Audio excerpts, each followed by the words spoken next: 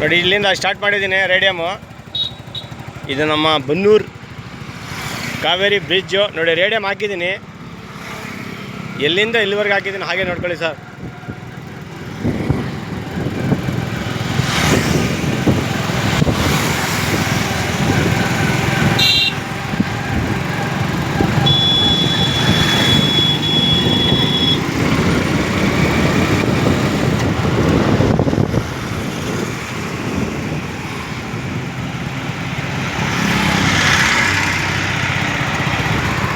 ಹಾಗೆ ನೋಡಿ ನೋಡ್ತಾ ಇದ್ದೀರಲ್ವಾ, ನೋಡಿ ಕಲರಾಗಿ ಹಾಕಿದ್ದೀನಿ.